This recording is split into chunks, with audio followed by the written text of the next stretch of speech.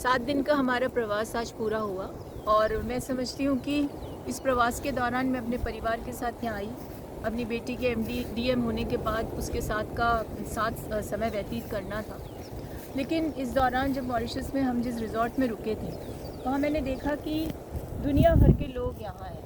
कोई ऑस्ट्रेलिया से है, कोई अमेरिका से, कोई अरब से है, मिडल ईस्ट से है, टर्की से है, ऑस्ट्रेलिया से है।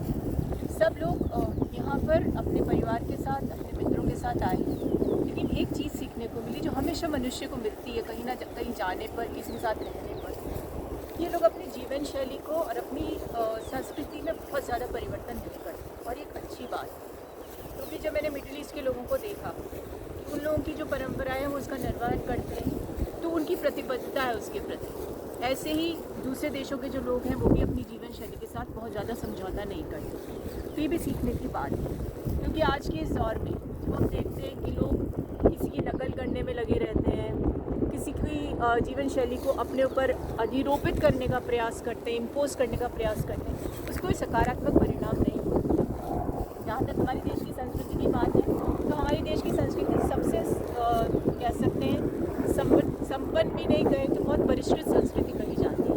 क्योंकि इंडस वैली सिविलाइजेशन जो था उसको लेकर तो आज तक भी माना जाता है कि सबसे समृद्ध और सबसे विकसित सिविलाइजेशन था। उसके हम संतति हैं, और ये चीज़ पूरा विश्व मानता भी भारत को लेकर के। तो ऐसे में मैं तो यही कहना चाहूँगी, कहीं भी जाइए, हम तो मुझे ऐसा लगता था एक ग्लोबल विलेज में रह रहे हैं। यहाँ पर 3-4 रेस्टोरेंट्स थे, किसी में नॉर्मल तरीके से खाना परोसा जाता था, कहीं वेस्टर्नाइज फॉर्म था, तो कहीं पर किसी और तरीके का था। लेकिन किसी को किसी से मतलब नहीं था, अपनी जीवन शैली से कोई समझौता नहीं करता।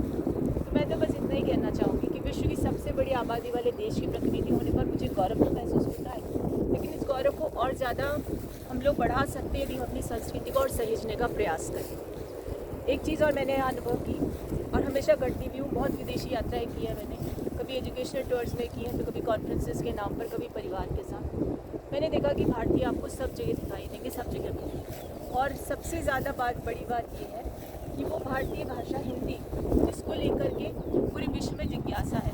कोई भी व्यक्ति आपको मिल जाएगा, वो किसी भी प्रांत का होगा, किसी भी देश का होगा, किसी भी संस्कृति का होगा, वो हिंदी के कुछ ना कुछ शब्द आजकल जानते हैं। ये भी हमारी सबसे बड़ी उपलब्धि है। इसे अपने देश पर, अपनी भाषा पर, अपनी संस्कृति पर गौरव करना चाहिए। अपनी जीवन शैली को उसी प्रकार से ढालना चाहिए जो अपने देश की संस्कृति के अनुरूप हो, और इसी को लेकर आगे चलते चलेंगे तो निश्चित रूप से हमारी आने वाली संस्कृतियों को बहुत बड़ा संदेश मिलेगा। कि मैंने देखा है कि आजकल की युवा आबादी कुछ ज़्यादा ही वेस्टर्नाइज होने का प्रयास करती है मॉडर्निज्म के नाम। मॉडर्न होना वेस्टर्न नहीं होता है। मॉडर्न होने का मतलब है साइंटिफिक एटीट्यूड हो, और वेस्टर्नाइजेशन जो है वो हमारी संस्कृति के बिल्कुल विपरीत है।